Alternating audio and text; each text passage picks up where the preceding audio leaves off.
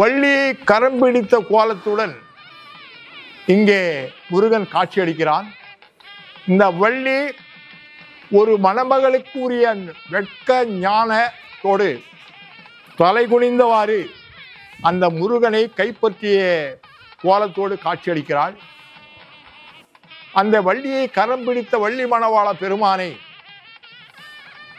அந்த திருமணம் ஆகாத தம்பதியர்கள், அது ஆணாக இருக்கட்டும் பெண்ணாக இருக்கட்டும், திருமணம் நடைபெறவில்லையே என்ற ஏக்கத்தோடு இந்த கிராமத்திற்கு தினந்தோறும் பக்தர்கள் வந்து செல்கிறார்கள். அப்படி இருக்கும்போது அவர்கள் முதல் வாரம் ஒரு 3 மாலை வாங்கி வந்தால் 1 முருகனுக்கும் 2 வள்ளி மணவாள பெருமாளுக்கும் சிவாச்சாரிகள் உபதேசம் செய்யப்பட்டு மாலை சாற்றுகிறார்கள். அப்படி சாற்றும் போது பெண்ணுக்கு திருமணம் ஆகவில்லை என்றால் முருகன் கழுத்திலே அணிவித்த மாலையை அந்த பெண்ணுடைய கழுத்திலே போட்டு கொடிமரத்தை நமஸ்கரித்து 6 முறை வலம் வந்தால் வலம் வர வேண்டும். இப்படி 6 வாரங்கள் அதே கிழமைகளில் வலம் வருவது மிகவும் சாலை சிறந்தது. கண்டிப்பாக திருமணங்கள் கைகூடும். அதாவது அந்த முதல் வாரத்திலே அந்த கோயிலை சுற்றி வந்த அந்த மாலையை பாதுகாப்பாக வைத்திருந்து திருமண நடைபெற்ற உடனே அந்த மாலையோடு மாப்பிள்ளை பெண்ணுமாக வந்து அந்த விநாயகர் கோயில் பக்கத்திலே இருக்கக்கூடிய இந்த சலவிருட்சமாகிய மகுட மரத்திலே கட்டி அர்ச்சனை செய்வதுதான் இக்கோயிலுடைய ஐதீகம். பிரம்மசாஸ்தா கோலம் என்பது ஒரு கையிலே கமண்டலம், ஒரு கையிலே உத்ராட்சம், அப்படி கம்பீரமாக காட்சி. சரி, ஒரு கையிலே கமண்டலம், ஒரு கையில் உத்ராட்சம்.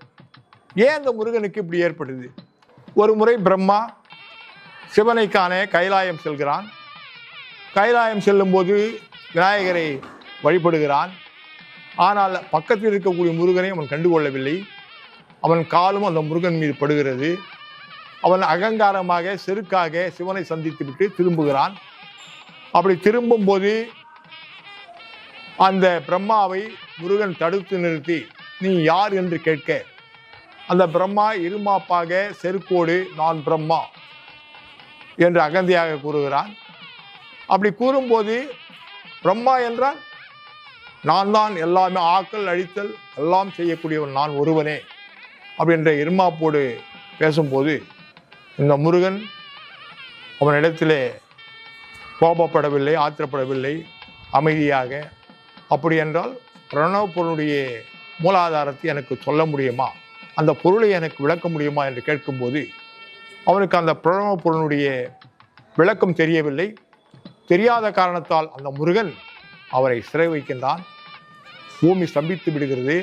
பூமி மாதா பாரம் தாங்க முடியவில்லை. எல்லாம் சிவனிடத்திலே போகிறார்கள். சிவனுக்கே தெரியும் தான் மகன்தான் செய்கிறான் என்பது. ஆனால் அந்த சிவனுக்கே அந்த பிரணவ பொருளுடைய உபதேசம் தெரியாது. இதை சுவாமி மலையிலே உபதேசம் செய்கிறார் என்பதுதான் சுவாமி மலையினுடைய ஒரு சிறப்பு. அப்படி இருக்கும்போது தன்னுடைய மகனை வந்து சிவபெருமான் நேரில் சந்திக்கிறார்.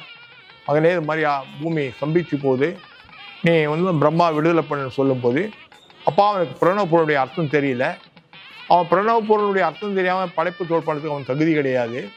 ஆகையினால இந்த பிரணவ பொருளுடைய விளக்கம் தெரிய வரைக்கும் அவன் சிறை வச்சுதான் அப்படின்னு வைராகியமாக கூறும்போது, அப்போது உலகம் சம்பிச்சு போகுதுடா முருகா அப்படின்னு சொல்லும்போது, அப்பா நீ கவலைப்படாதீங்கப்பா, பூமி மாதா பாரம் தாங்க முடியல அழறாங்க.